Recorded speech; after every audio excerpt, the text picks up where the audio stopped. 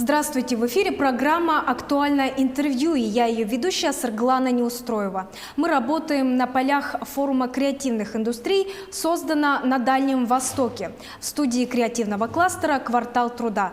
И наш гость Руслан Якупов, сооснователь бренда «Казак Индия» и креативный продюсер. Руслан, здравствуйте! Здравствуйте! Рада вас видеть на форуме, в Якутске в частности.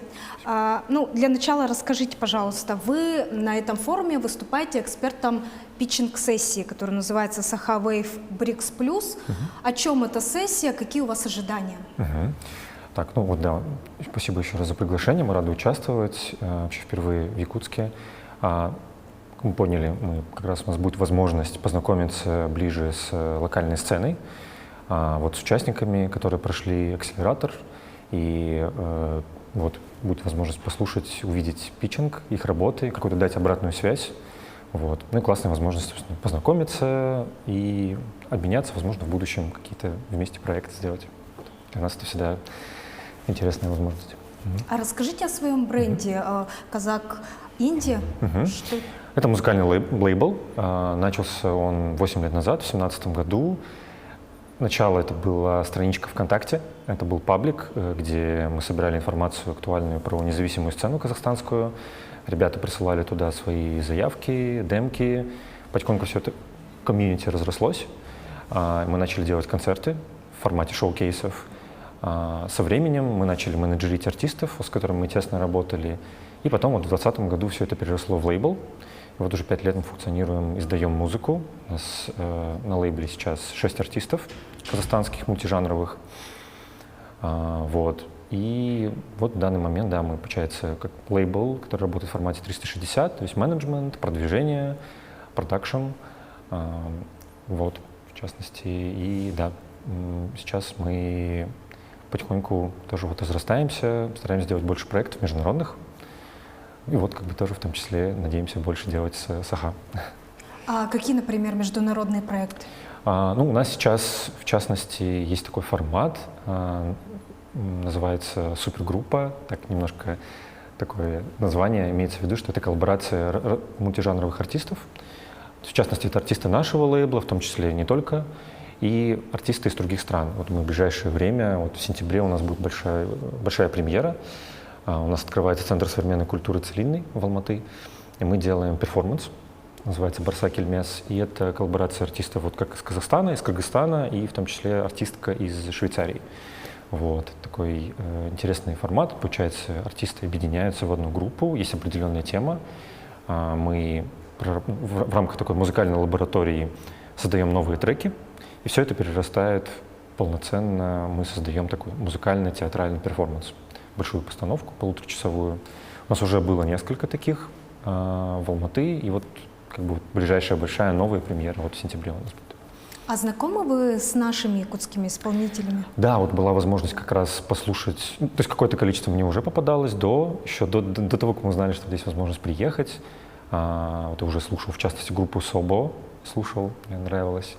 И сейчас в рамках поездки много с кем мы знакомимся. Elements of Dust, поскольку я знаю, они сегодня выступают. Очень интересная, крутая группа. И в целом мы каждый день с кем-то знакомимся, надеемся в ближайшее время как-то даже посотрудничать. А в каком формате сотрудничества предполагается? Как минимум было бы интересно обмениваться опытом, помогать, потому что не знаю, сейчас все эти дни очень открытые все ребята. Хочется как-то продолжать контакт, коммуникацию. Может быть, даже в будущем было бы круто сделать какие-то фиты, совместные композиции. Потому что, насколько я знаю, у нас сейчас такой очень тесная связь между Казахстаном и Saha.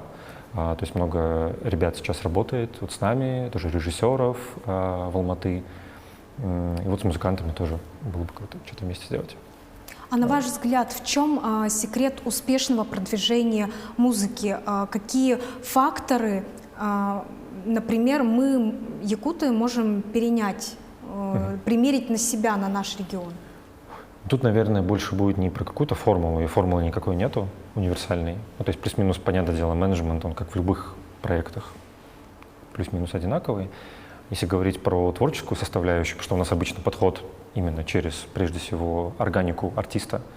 И тут важнее всего для всех ребят не пытаться подстроиться под какие-то тренды, да, там, локальные, а прежде всего найти, ну, раскрыть себя, свой, ну, мы называем это, так, грубо говоря, вселенной артиста, да, если она состоит из каких-то органических вещей, относящихся к музыканту, то есть темы, с которыми он работает, которые для него органичные, там, язык, инструменты, звучание, вот. Ну, то есть, в общем, не гоняться за трендами, а исходить вот из внутреннего. Это прежде всего, это такой, наверное, больше такой менторско-кураторский совет, нежели какой-то бизнесовый, вот, потому что оно все равно является в основе.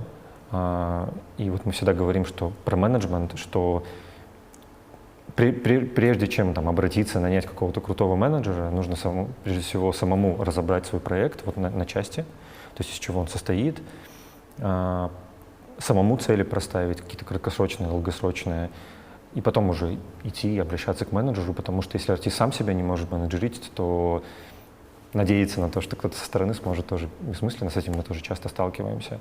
Вот. А так что если говорить про сцену, про Саха, сцену музыкальную, новую, мне кажется, здесь гигантский потенциал большой, не только там, да, в республике, не только в России, но и на мир, и на тюркоязычный мир, потому что у нас как раз-таки, да, очень близкая друг к другу культура.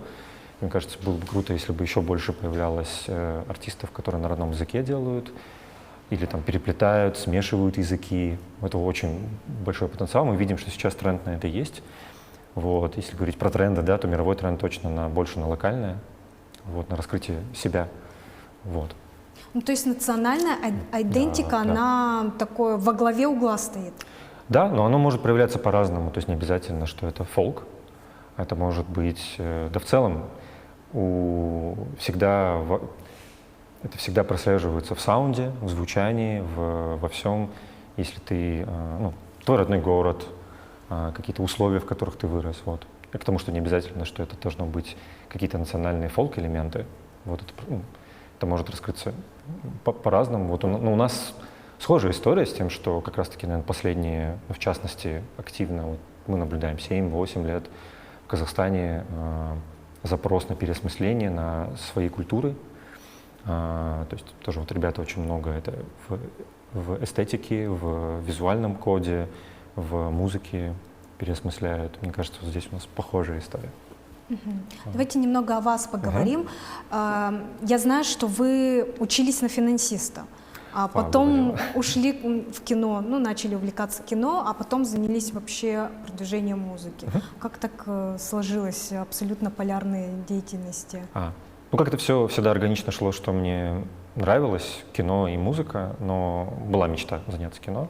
Но вот учился, часто, наверное, история, когда многие ребята поступают в вуз и по профессии, которые более популярны. Мне кажется, вот экономисты, юристы — это очень много.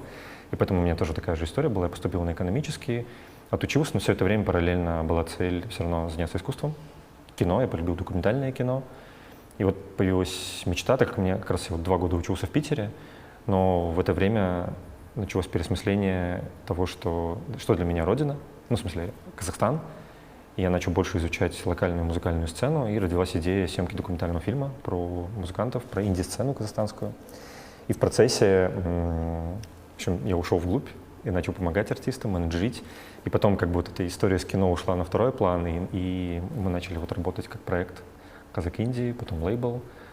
И вот как-то в глубину ушел. Ну, просто из-за любви к музыке первоначально, из-за любви к музыке, из желания внести какой-то свой вклад в то, чтобы ребята были заметны, чтобы была возможность их выступать. Вот. Потом в процессе вот как-то, да, больше начали на практике учиться, то есть профессионально на музыкальном менеджменте учились. Это все в процессе продюсировать проекты, придумывать, и вот как-то вот в итоге стало основой то, чем занимаюсь. Кино, оно до сих пор занимает какое-то место вот в творчестве? Сейчас нет. Сейчас я вот сам не занимаюсь никак. Но вот получается, что из-за документального кино я пришел в эту историю. То есть из-за цели снять про ребят фильм. А сейчас вот никак съемкой не занимаюсь, да. Сейчас мы уже это доверяем ребятам, которые этим живут. Вот. Ну, смотрите, вот ваш творческий путь от финансиста до продюсера. А скажите, вот вообще в сфере вашей деятельности важно образование получено и вот направленность, в которой ты движешься, оно можно здесь знак равно поставить? Ну, по крайней мере, у меня и у моих коллег, у нас никто профессионально на это не учился точно. Это все на практике. В принципе, наверное, в любой деятельности практика на первом месте. Вот. То есть сейчас есть запрос, да, понятное дело, на какие-то больше, мне кажется, не вуз, а больше на курсы, на обмен опытом. То есть на первом месте это попасть в сообщество, попасть в среду, нетворкинг и опыт. То есть просто вот набить шишки, пробовать. Вот поэтому для молодых ребят, кто хочет уйти в сферу, обычно мы советуем вот просто получать практику на месте, в поле. Ну, то есть приходить там, не знаю, на проекты, на фестивали работать, там, пробовать какими-то ассистентами, с артистами. И вот, да, нетворкать, знакомиться. Вот все через это, мне кажется, так. Потому что, ну да, практически редко у нас вот одна коллега есть, кто отучился прям профессионально на музыкальный менеджмент. Но все равно все основные знания она получает сейчас из практики.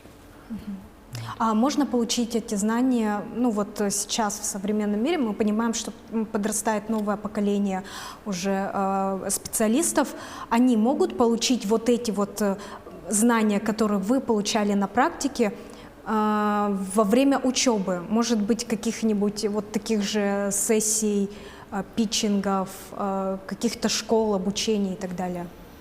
Я не знаю, как здесь. То есть, как я понимаю, как раз-таки, в том числе, почему нас пригласили, то есть обменяться опытом, пообщаться, как бы поделиться, как мы это делали, как мы этому учились на практике. Вот. Ну, я вот каких-то прям... Ну, то есть они точно, эти курсы есть, онлайн, я думаю, что есть, да, какие-то. Вот. Но как бы вот готовых я пока не знаю, то есть которые бы я мог посоветовать. Вопрос же в этом, да, есть какие-то вот конкретные. Вот. Поэтому тут дальше все... На самом деле много чего в открытом доступе, как минимум, что может помочь просто собрать в кучу мыслей, с чего начинать. То есть мне вот самому очень сильно в свое время помог Институт музыкальных инициатив. Вот сейчас на данный момент, по-моему, он прекратил свою деятельность, но до сих пор есть сайт, есть в открытом доступе, ну, как бы в соцсетях вебинары от действующих специалистов, то есть музыкантов, продюсеров, менеджеров, промоутеров. И я помню, 2020 год, как раз ковид, и мы все это потребляли. То есть потому что это все было в открытом доступе, бесплатно. Была возможность с первых уст услышать от коллег по цеху какие-то вещи, и они помогали, ну, мне, например, как-то так по полочкам все разложить и уже понять, окей, я вот это делаю, но на многие из этих вещей я со стороны не мог обратить внимание, и вот оно мне помогло, в частности, как-то какие-то вещи пересмотреть. Поэтому, да, вот много чего в открытом доступе. Ну, в частности, вот вебинары Института музыкальных инициатив я мог бы посоветовать, наверное. Вот. Единственное, что это 2020-2021 год, многое, все очень быстро меняется. Если вот говорить про продвижение и про соцсети, понятное дело, это что-то, что бессмысленно чему учиться по лекциям даже годовой давности, потому что оно меняется здесь и сейчас. То есть сегодня мы вот в рамках промо какого-нибудь нового сингла опробовали какие-нибудь вещи, все, через месяц нужно пробовать что-то новое, потому что все слишком быстро меняется, и инфополе, оно все насыщеннее. Вот. То, что в этом смысле тут каких-то рекомендаций нет, кроме того, что ну, это постоянная работа, системная. Да. Спасибо, Руслан, за такие развернутые ответы. Ну, будем надеяться, что ваши планы на сотрудничество воплотятся в жизнь. Это было актуальное интервью. До встречи.